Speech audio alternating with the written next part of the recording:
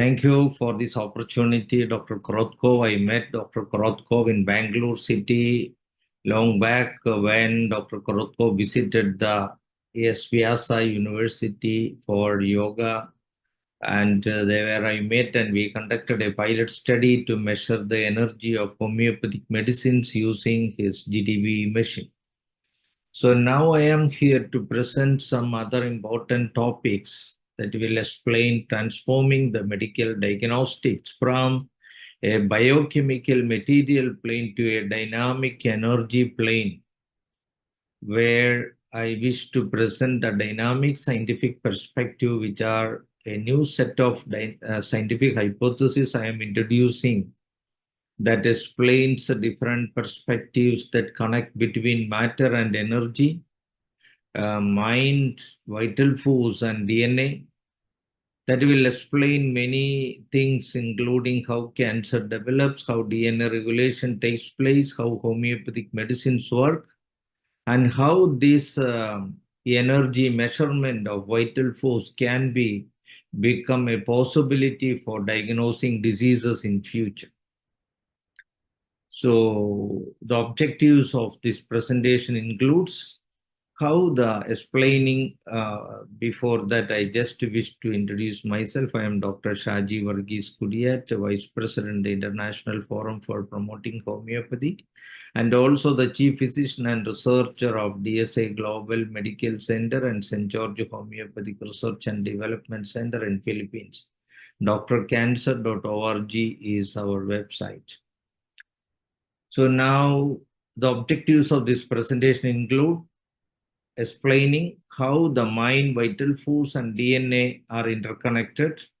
That is very important in understanding how the living phenomena functions from a holistic perspective, which is not looked into scientifically by the medical science. That is a very important missing link today that we all need to understand and rectify in the soonest possible time.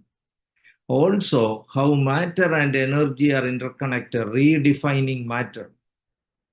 Then how homeopathic medicines work, because one of the most important difficulty for acceptance of homeopathy is the difficulty in understanding how homeopathic medicines work, where chemical analysis prove there is no material ingredients present in it. So how it works, but we all know that it works wonderfully. So how it works? So if the present science is unable to explain, it doesn't mean that it is unscientific. It only means that the present science is inadequate and incomplete in understanding the phenomena of universe. So that's an important area. Then what is acting curatively in homeopathic medicines? How homeopathic medicines work curatively, how cancer develops and how to treat cancer, and how the future medical diagnostics can be modified to an energy measurement where GDB machine can play a very crucial role. These are the topics I will be presenting, so I will be going fast. I wish all of you to give a deep attention so that each points and segments will be understood properly. So, with an introduction of what is science. The intention and purpose of science is to help us realize how and why things are happening within us and around us in the universe. If anything happening within us or around us are not completely understood by the science that we believe today or we trust today or we conduct experiments today, it only means that there is inadequacy, deficiency, and incompleteness in the principles of the present science, which needs expansion. So what is wrong with the current medical science and researches are mainly because the researches we conduct as part of our medical study, research studies, in vivo and in vitro studies, does not incorporate the real applications of the medicine proven in such a way that is human being, where the mind and the vital force play key roles in maintaining the living phenomena. Our biochemistry of the body will be different when we have a happy, sad, or angry mental state. But in vivo and in vitro studies never incorporate consider that into scientific consideration in understanding the differentiation. It is a huge mistake we are doing. And we are conducting researches in animals where the biochemistry and physiology and physical makeup of an animal and a human beings are totally different. So we conduct a research in animals and applying in human beings is totally unscientific in my opinion. But that is what the mainstream, in the mainstream where we do. Then what is dynamic science, by which I am going to explain all these things.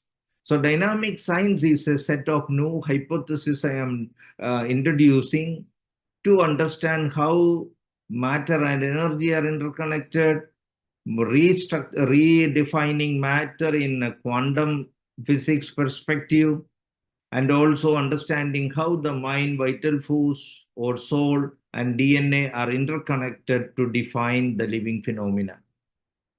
So how science progress? Science always progress by questioning answers and answering questions. So it is a series of questioning and answering that happened through years of innovative thinking in my mind that led me to the discovery of these new set of hypotheses, which I am proudly presenting before you. So directly getting into the discovery of dynamic scientific perspective or dynamic scientific hypothesis, the evolution of dynamic science and dynamic scientific approach or DSA, that is a application of dynamic science in the prevention, treatment and rehabilitation of diseases and in sports, etc. It is developed by the deductive logical analysis of cancer. Actually, my interest was to find a solution for cancer from my childhood onwards.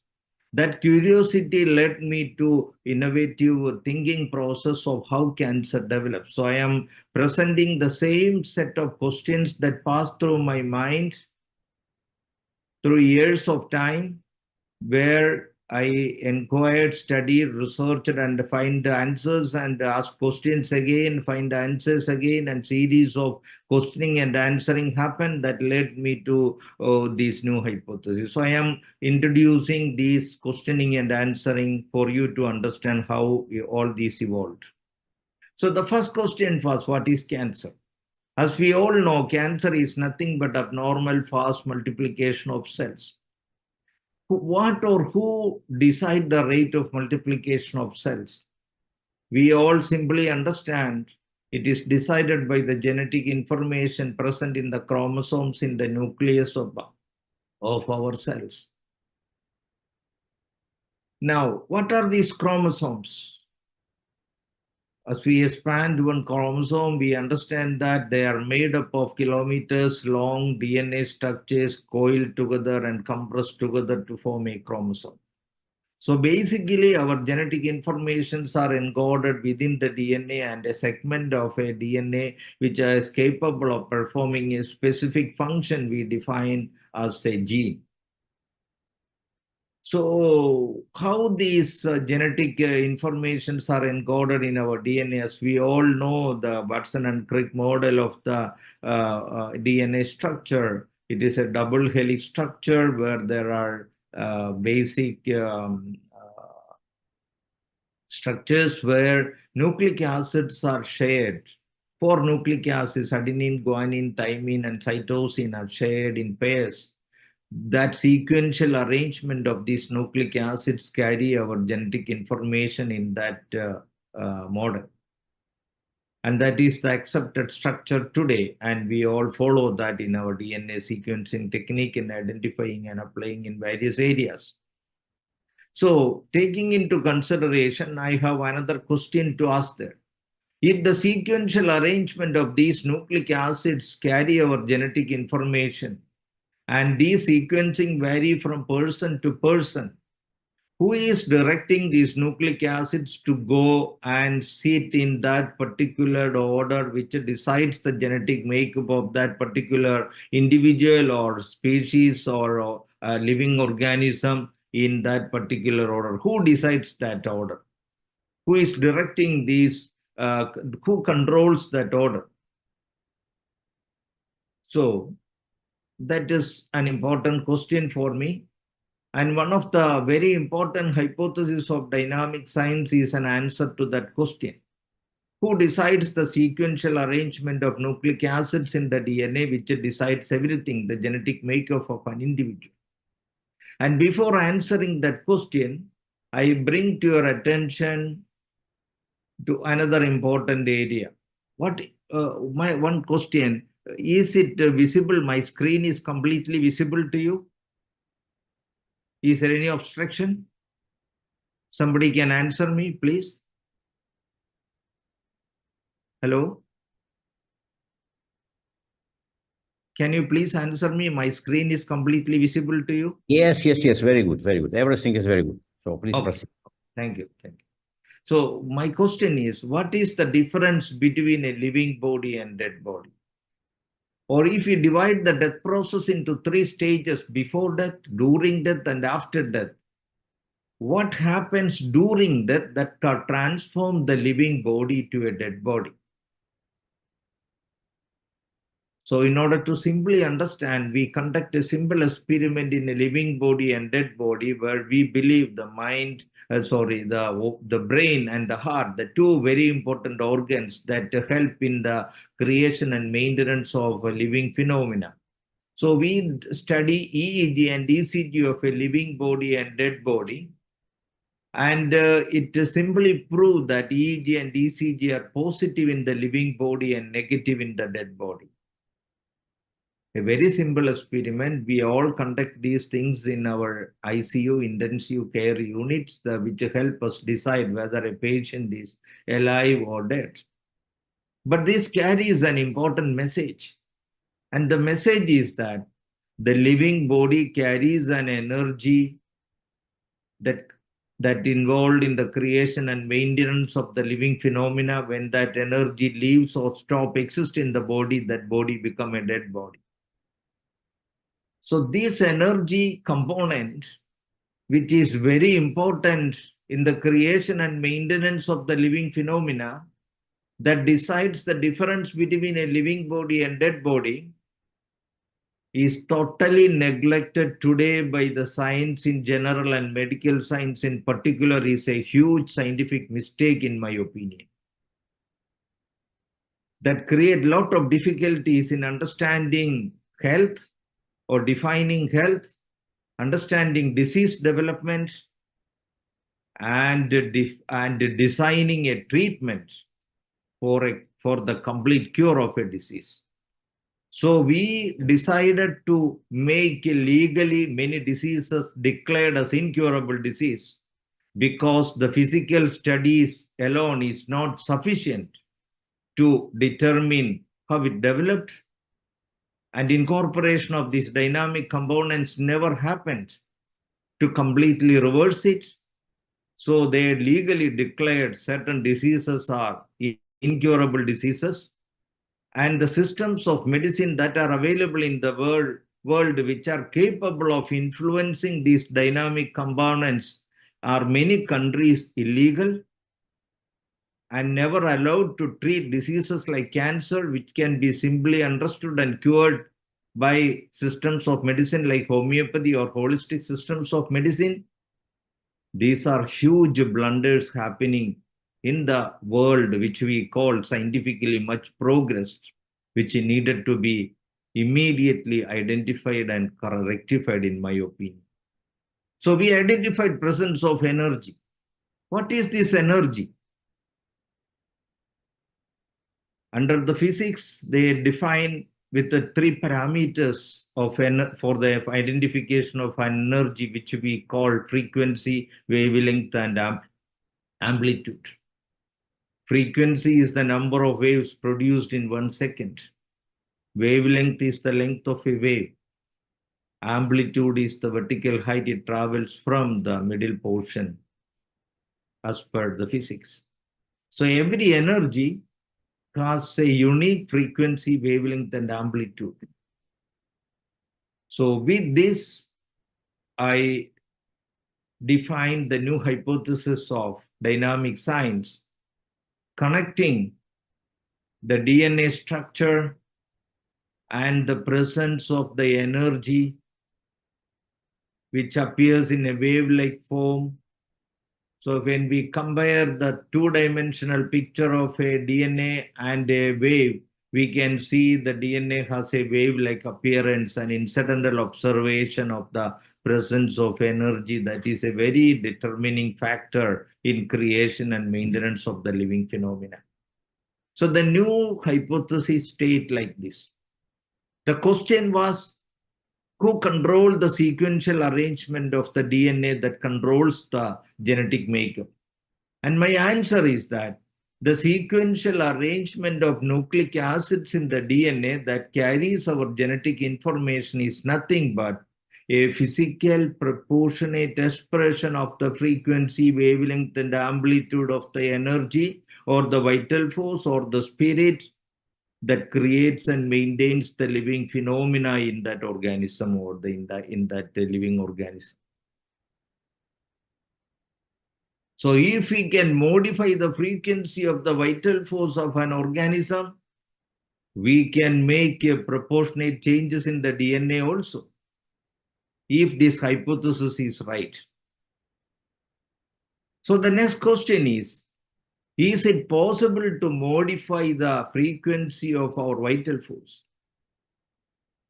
Before answering that question, I am introducing another important dynamic entity that definitely human beings can understand. That is nothing but the presence of mind. And another hypothesis is that each thought that we allow to develop in our mind is an energy with a unique frequency, wavelength, and amplitude. So different thought processes, different thoughts and emotions are different energy vibrational frequencies. So when we allow to live and think, there are minimum two energy vibrations coexist in the same medium at the same time, same body at the same time. That is the vital force and the thoughts that we allow to, thought vibrations that we allow to develop and maintain or develop in our mind. So what happens when two energy vibrations coexist in the same medium, same body at the same time? According to physics, two ways the interactions can happen. One is resonance and another one is superposition or interference. So we can further understand this resonance and superposition by a physics laboratory experiment using sonometer and tuning fork and a graphic presentation. So I am using a sonometer and a tuning fork where I pre-tuned a sonometer and using a specific tuning fork. And please watch this video, the result of that tuning experiment.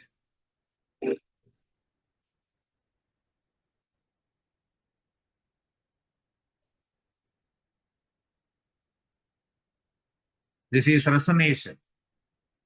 And this is superposition when two energy vibrations coexist in the same body at the same time. They superpose each other and the permanently existing vibrational frequency get modified accordingly. This is very important. Even though it is invisible to our eyes, it is happening in our body each and every moment of life when we allow to think. And this is happening in the multiple areas where we are jamming an instrument or a mobile phone. In many places we are applying it, producing different energies meet and altering the frequencies of the other instrument or modifying it. So this is happening. So this gives some very important ideas to our consideration. This is the importance of disciplined and naturally positive mind. When we allow happy, comfortable, mature, peaceful, and naturally positive, I am specifically telling naturally positive thoughts to develop, allowed to develop such thoughts in our mind. Such thoughts will be superposing with the vital force and modifying its frequency, wavelength, and amplitude to a healthy, pure, and stable state, resulting into a constructive DNA alteration or epigenetic change in our DNA. Then what happens when negative emotions or thoughts develop and maintained, like anger, hatred, enmity, depression, grief, jealousy, fear, anxiety, worry, insecurity, guilty feeling, whatever we name it? Such thoughts superpose with the vital force and modify its frequency, wavelength, and amplitude to a destructive frequency, whereby proportionate changes will happen in the DNA, resulting into a mutation or a destructive epigenetic change, producing a respective implication in the physical function. These are positive, constructive, and negative and destructive impact of mere differences in thought process. Very important, totally neglected today by the medical science, very important. Then another important observation made in my cancer research is that each thoughts have implications and impact to each organ in our body. So if one particular organ, if right breast is affected, we can identify always a specific emotional state connected to the implication of the right breast. If a cancer develops in right breast, we can see in all right breast cancer patient a particular emotional state that fixed that derangement, that DNA that result into the cancer development in that right side of the breast. If left side, there is another reason. Kidney, there is another reason.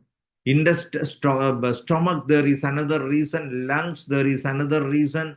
And uterus, there is another reason. Prostate gland, there is another reason. Since the medical researches are limited to the physical body alone, these are never observed in our medical researches. And that is an important reason why cancer remains an impossibility today. So, which are the, one slide is missing, but I remember, so sorry for that, I will explain. Which are the possibilities by which the total possibility of transformation of DNA. So most important thing is from the thoughts perspective, that is from within the human body, that the different levels of thoughts that we allow to develop within us, which already explained. Second thing is the energy vibrations impacting our vital force from outside the body. It can be anything. It can be man-made energy vibrations like X-rays, mobile frequencies, 5G and 6G, or even thoughts of other human beings or other living organisms, energy vibrations from other living organisms, energy vibrations from other machines, man-made machines. All these can superpose with our vital force and produce constructive or destructive alterations in the frequency of our vital force, which in turn can modify the DNA structure, resulting into healthy or unhealthy mutations or epigenetic changes. So the third possibility, The third possibility is from the physical plane through biochemical reactions. So unfortunately, the third possibility is the only possibility scientifically considered today by the scientific world. Two-thirds of the important possibilities are totally neglected scientifically. That is a huge reason why many diseases are still remaining incurable. And many diseases are declared of idiopathic causes or iatrogenic origin, other than the side effect of the medicine we are taking. So these are important things which scientific people, genuine scientific people who are not employed by big corporations need to think, and out of service to humanity need to spread across the world and rectify, correct immediately for the healthy existence of humanity. So the mind influence and other external energy influences are very important. And one more thing, this is how human prayers work on others. If you go to any ancient cultures and civilizations, we seek prayers from other people, and that definitely work, because that are sending positive vibrations for helping other person. It can superpose with the vital force and constructively work, impact that person, provided that person's state of mind is either positive or in neutral state. If the other person is immersed in negativity, the prayer will not work. And also, this is the reason why how spiritual healing takes place. Where in spiritual healing centers, they are requested to forgive, forget. That forgiveness is very important in cleansing the interior. If we keep anger, hatred, enmity, everything in our mind and trying to cure a disease, it never happens.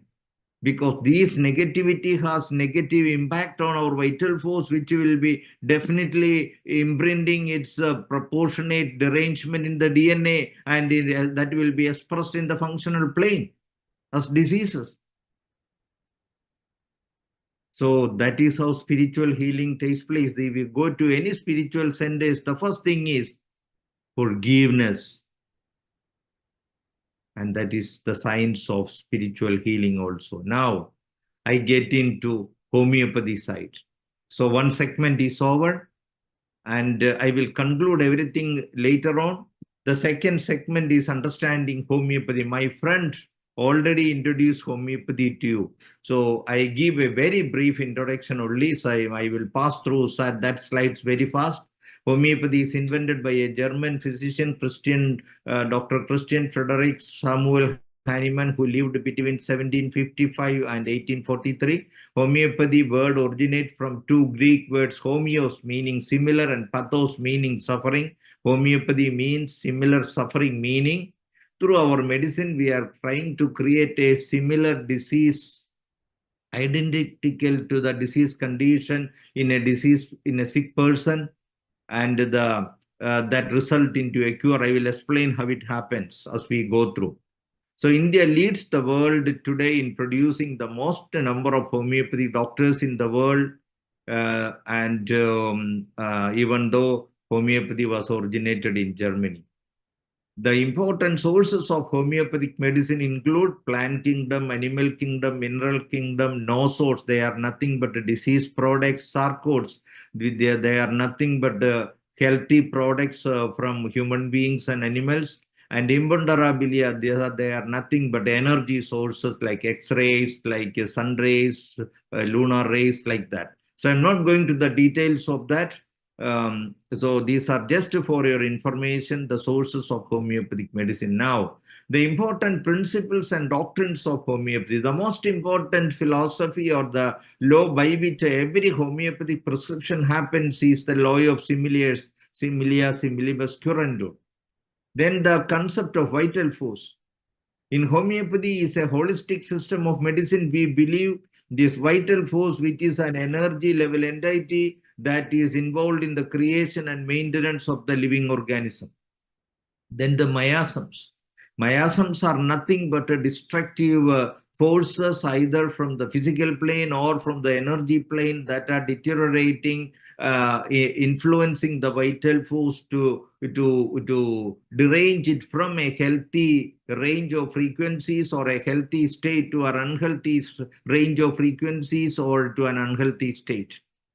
Then the drug proving, as my friend explained already how the drug proving happened in a simple manner. So drug proving always happen in healthy human beings, not in animals, and not in vivo or in vitro level.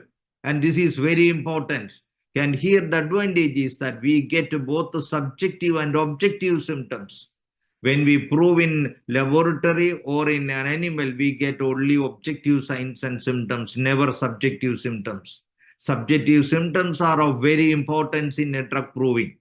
Then the drug dynamization or potentization, that is the unique way of homeopathic medicine preparation. I am going to explain more in detail based on scientific perspective, how after potentization, homeopathic medicines are converted into energy level to act in our energy dynamic vital force to result into a cure.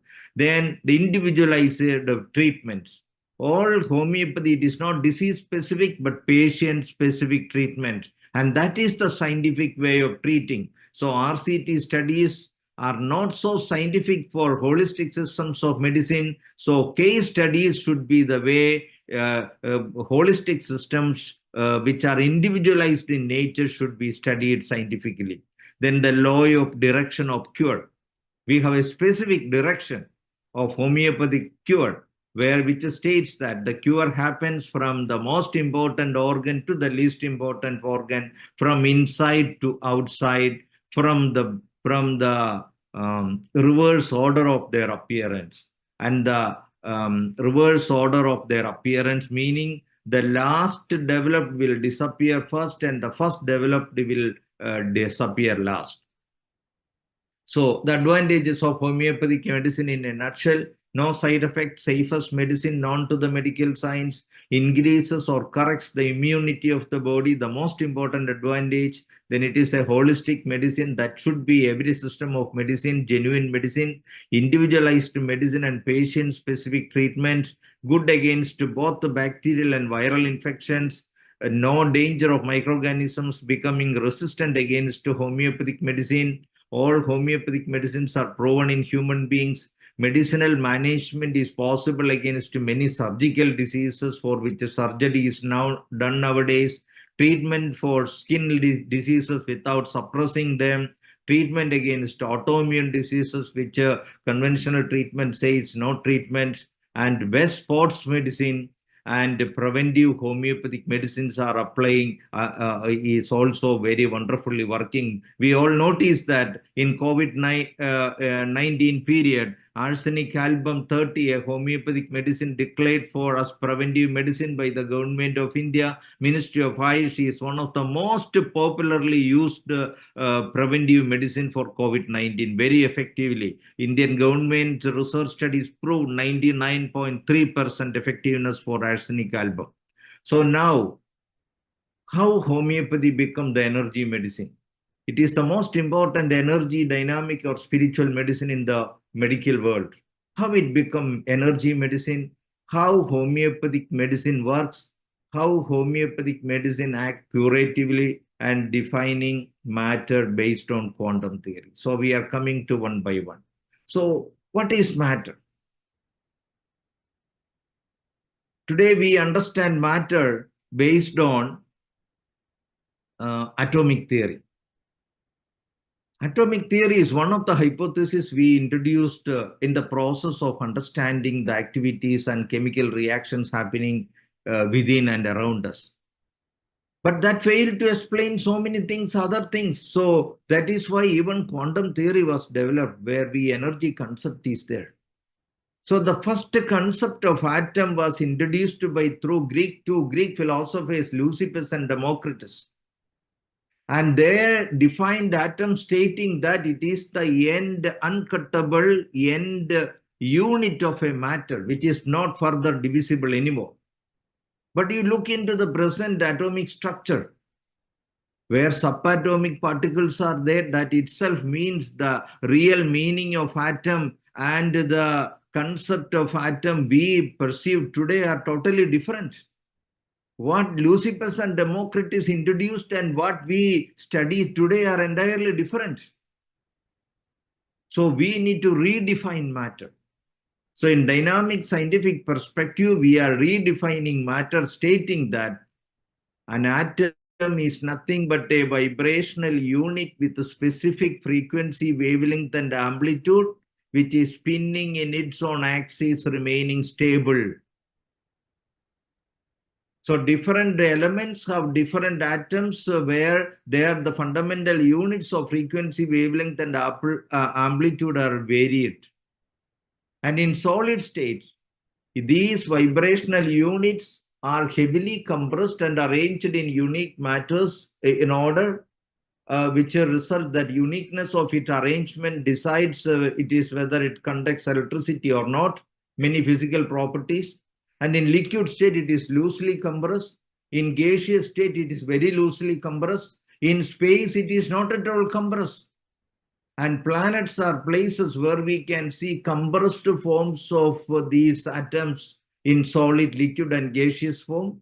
And stars are places where we can see concentrated forms of these energy vibrations, which can come out and go in any time. So this, by which we can understand the entire universe also in a more scientific manner, in my opinion. I can explain. I'm just giving a nutshell of explanation for an introductory purpose only. So with this new definition of matter, we are going to understand the process of potentization by which homeopathic medicines, which are originally prepared from material things, converted into energy, which is capable of homeopathic medicines to act in vital force level, resulting into curative process. So, what is cosmos? You can see a solar system and another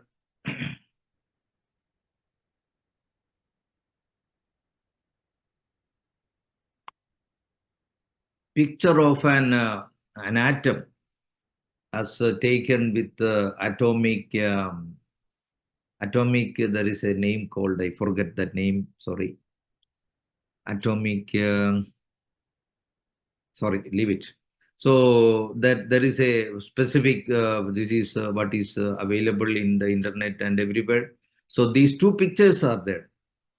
So where I am comparing this picture of an atom with that of the solar system, and also bring to your attention of an important similarity between macrocosm and microcosm. What we see in the macrocosmic perspective will be similar to the microcosmic perspective also. So an atom cannot be a different. If we burn a piece of paper, it will produce light, heat, and smoke. If it is made of electrons, protons, and neutrons, from where the light and heat comes? It may produce electrons, protons, and neutrons. It's okay. But it is producing light and heat also. So there are some energy present in it also. That's why I am comparing with the macrocosm like a solar system. There is sun, where energy concentration is there. And along with the surrounding in circles in different orbits, we can see planets moving. And in the space, we can see energy vibrations present there also.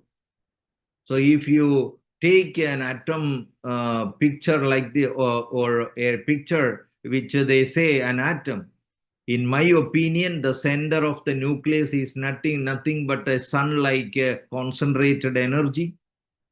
And what we describe now was present in the elliptical orbits as electrons are nothing but again compressed energy vibrations in the form of nanoparticles encircling, like planets are encircling in the solar system.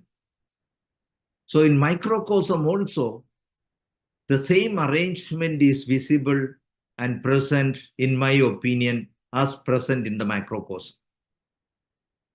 So this is very important in understanding nanoparticles and in understanding how homeopathy works when it is in potentized form. I think my friend earlier explained the process of potentization. I am not going to repeat it. So defining what is potentization. Potentization is a unique way of homeopathic medicine preparation by which a process of continuous dilution of the medicinal substance with a vehicle through succussion, shaking, or trituration, grinding through using a vehicle happens, whereby breaking down the compressed energy units in the original medicinal substance to individual energy units or to an energy level, enabling such liberated energy to superpose and resonate to the vital force to bring back its lost purity and stability when chosen based on the law of similars. And that is the importance of proving in healthy human beings. When we give a healthy when we give a potentized homeopathic medicine which carries liberated energy vibrational units of different elements or different compounds where it carries unique energy vibrational frequencies, these remain liberated in the potentized medicine through process of potentization, and this energy will be superposing when given to a healthy person at the time of proving. And these superposing of the energy, liberated energy present in the homeopathic medicine make a temporary alteration to the vital force of the prover, and that will produce the proving signs and symptoms proportional to the energy remaining liberated in the homeopathic medicine. That's why when we prove different homeopathic medicine, it will give different provings. And that we have proved thousands of medicines. And when a patient comes, we take the case of the patient and understand the totality of signs and symptoms, including the unique desires and aversion and everything, a character of a person. And we call it totality of symptoms. And we compare this totality of symptoms with the symptomatology produced at the time of the proving and choose a medicine that produced similar symptoms at the time of proving. And that is the medicine suitable to this person, a sick person sitting in front of us. That means this chosen medicine produced similar symptomatology, similar to the totality of symptoms of this person at the time of proving. It means the capability of this homeopathic medicine to produce a proving by superposing, altering the healthy vital force, deranging it in proportionately, is the same manner there are changes happened in the sick individual that lead to the development of similar signs and symptoms to make that person a sick person. So when we give that medicine to the sick individual, it immediately resonates. So the homeopathic cure happens through resonation. Previously, we have noticed a pre-tuned wire of a sonometer again was struck and brought nearby a vibrating tuning fork. Since it is pre-tuned with the same frequency earlier, the paper right placed on the wire gets vibrated and fall down. Same thing happened when we give a similar medicine to a sick person. That's why the cure happens only when we choose the similar medicine. If you choose a wrong medicine, cure will not happen. And this is how homeopathy works. I hope reasonable minds can understand that, even though the present science fail to understand this or they totally ignore it. because it has huge opportunities and possibilities, huge scope present in future or from now onwards. So genetic counseling as a curative medicine. In my cancer treatment, the most important, another tool I implement is the genetic counseling session. And thus counseling is to transform the mental concept and attitude of a person to a natural, positive, comfortable, and universally acceptable one that allows the development of such thoughts that can superpose the vital force and produce a natural, healthy, curative mutation or change, alteration in the DNA. So understanding which are the abnormal emotional state exist in a patient that lead to the affinity towards that particular organ, that produce that disease in that organ, and the emotions connected to that organ, bring that to the awareness of the patient and family. In different patient, different situations exist for the development of the same emotion. And analyze the situation and environment whereby the patient live and help them to realize it and help them to get out of it. We call it genetic counseling session. That is very important also, along with the properly chosen homeopathic medicine to rectify the damage happened in the vital force plane. So the combination of both can give a complete cure. So how cancer develops?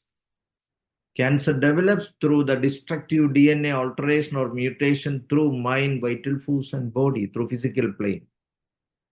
But how to prevent cancer? By maintaining the purity of the mind, body, and soul, or vital force.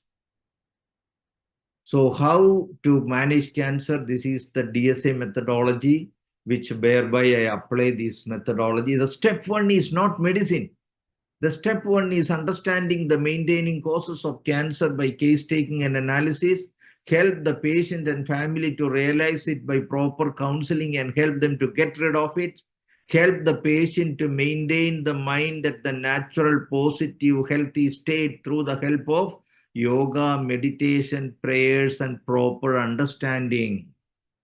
That is the relevance of yoga and meditation also. These are techniques developed in ancient cultures like India, where stabilization of mind is very important. Our mind has tremendous influence and impact on our physical functioning. When we miss that role of the mind in the production of health and maintenance of health, and even in the development of diseases and curative management of diseases, we merely become business people to sell medicines only that are only capable of working in the material plane or physical body alone. Diseases become incurable and more people are suffering. So it is a collective effort that we need to make a big change, a transformation in our society. The second step is medicinal and surgical management. We appreciate surgical removal in case of cancer or really surgical diseases. And medicinal side, since life is created and maintained by a dynamic entity, we need a medicine that can go beyond the material plane to reach out the dynamic plane to effect a cure. So the medicine we prefer is homeopathic medicine. And second thing is food management. Even though we produced a pure mind, which resonated and produced a pure soul, which impact produced purity in our DNA, for the DNA to implement its purity to the functional plane, it needs of nutritional ingredients. So we need to provide healthy, natural, nutritional ingredients to the physical plane also. That is also important. So maintain the purity of the body also in the physical plane. So now the important topic, transforming medical diagnostics to from biochemical material plane to the dynamic energy plane, where I see the scope of GDV machine.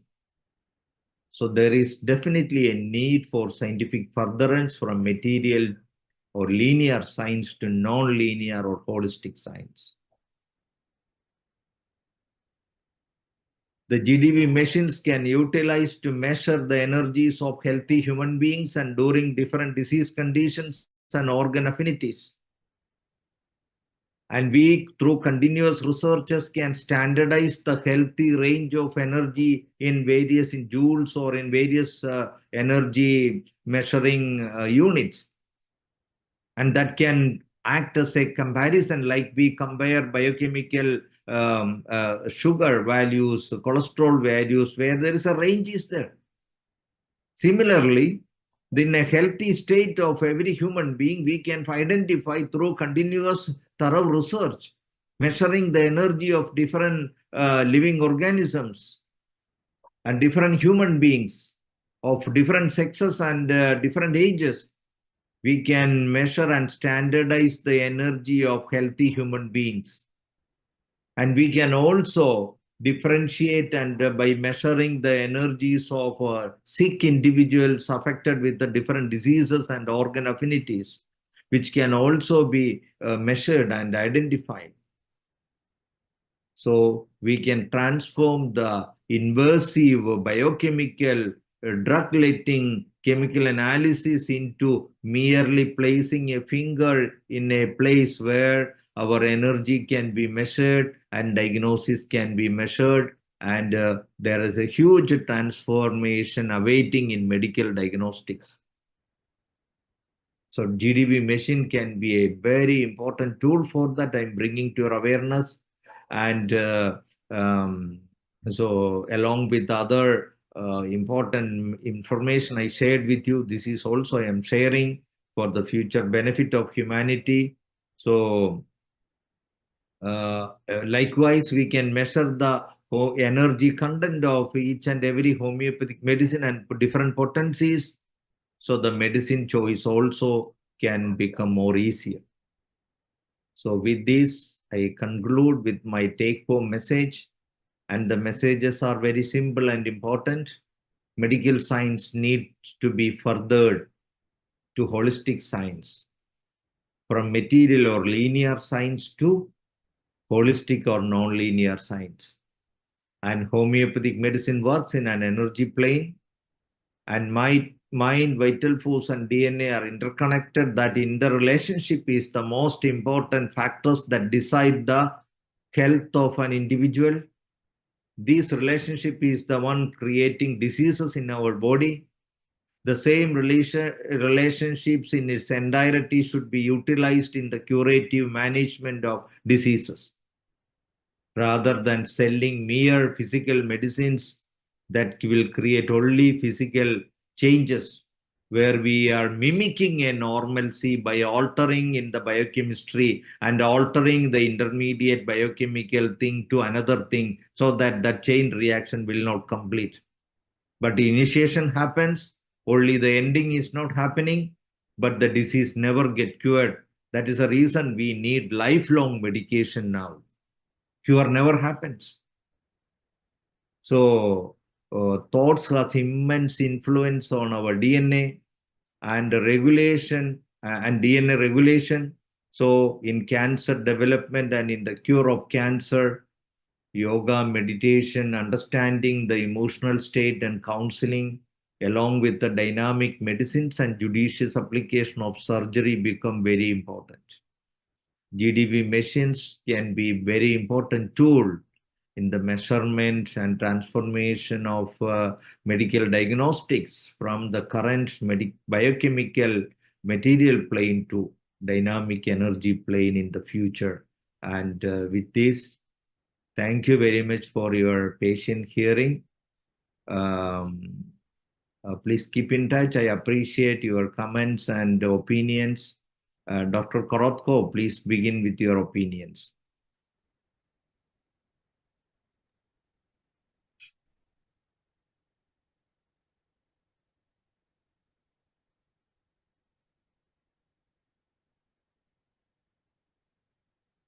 Dr. Shaji, thank you very much for this informative lecture.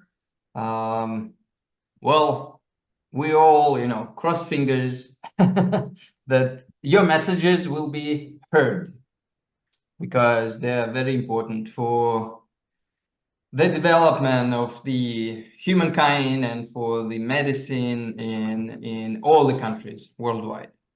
So thank you very much for the presentation, and well, good luck in your work and your scientific research. Thank you. If anybody else wish to make any comment, please make it. Raise your hand. Oh yeah, we have like 5 minutes left. If Yeah, I anyone, left you can, I left a little time for that yes. also. So I wish to hear from others. yeah, your people are welcome to raise the hand, and I will turn on the mic. Yeah, please. You can go to the Zoom participant list, and there is Yes, an option for raise hand also. React. Yeah.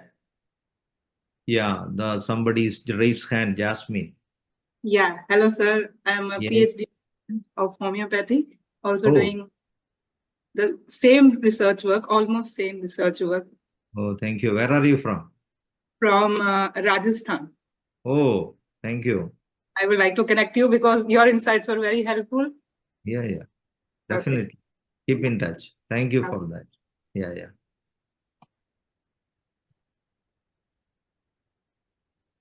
Appreciate others' opinion also, please. We have few more minutes remaining included in my time. So I left this time for you to comment and listen to you also. You see, it's very hard for people to switch from listening mode to speaking mode. It's two different brain functions. See, one thing is when you're sitting silent and just listening. And another thing is analyzing. You know that the human brain needs some specific amount of time to switch from a regime of consuming information to analyzing information. Do you know how much time it is needed to switch from one regime to another? It's almost half an hour. So it means once you finish absorbing new information, you need to switch off everything, like stop reading, stop surfing smartphone, etc. And in half an hour, miracle happens. Your brain starts analyzing the consumed information, and then maybe you will be able to give your own opinion about what we have heard. So it takes time. There are some comments in the box. Dr. Shaji, do you have a list of which emotional thoughts, negativity affect which body parts? Yes, we have. That is our secret that we are selling in our prevention and cancer treatment. So everything I cannot reveal here. That is how we manage our cancer patients. Sorry for that. You mentioned right breast specific thoughts without giving examples. Yeah, we have a set of everything we didn't completed because one lifetime is not enough to complete the research. So we have developed emotional state connected to the common diseases and especially connected to cancer. The most common cancers we already developed, and it is a continuing research. So we are on the process. So that is our secret also to a professional secret also to great extent, which we are selling to our cancer patients. So maybe I can reveal one secret for the right, which I already mentioned, because in right breast cancer originate from unresolved conflicts leading to toughness of mind with the men or authority figure. If the lady is conflict unresolved remaining with her husband or a man or an authority figure, that implicate the right breast. You can check with anybody. If you didn't identify, there is another question there in the chat. How do you set the baseline for the patient using the BioWell from Nigel? Yeah, so see, I met Dr. Korotkov long back. His machine was stuck with me, so I was constantly keeping his contact number with me and keeping in touch very rarely and occasionally. So I never used this machine so far. So sorry for that. I am interested to use it and in the future conduct all these things. That's the reason why I am interested to present here and get connected to Dr. Korotkov also. I even wish to have a joint research between India, Philippines and Russia, or between our institutions, our DSA Global Center and Dr. Korotkov, to have a combined research activities in the future. I welcome that, and I am looking forward such a joint research activities in this area. That is another thing I wish to present later on to Dr. Korotkov. Dr. Korotkov is not there. I wish to listen from him also. He's not responding. Ben Herschel is asking, can you tell I'm us just listening something to you. about success rates of your cancer Pardon? treatment? Yes. Yeah, it has tremendous, huge success rate, and that is my confidence to come and declare. We declare DSA treatment as the best, latest, and safest natural holistic cancer treatment in the world. You see how I get the courage to say that. You saw this is one of my brochures. Can you see this? Here I have a statement. Can you see this? Can you read this statement? I will read it for you. Cancer is a very simple problem. We are afraid of cancer because the present science does not understand and explain how it develops. So we panic and undergo wrong management. Cancer is curable if it is within the reversible limit and if we are able to intercept the progress of the disease at proper time with the right understanding. To cure cancer, we need to know about its real causes and need medicines which can act curatively by acting at the root of the problem, along with the judicious application of surgery. So we have very good results. Only one more thing is, one limitation is, it is the patient who need to heal herself or himself. My duty is to help the patient realize and guide the patient how to reverse the cancer by reversing the same path which the patient traveled to reach the place where he or she stands with the disease. So my duty is guiding the patient, counseling the patient through genetic counseling sessions, and help the patient reverse the problem herself or himself, along with the judicious application of surgery and application of homeopathic medicines.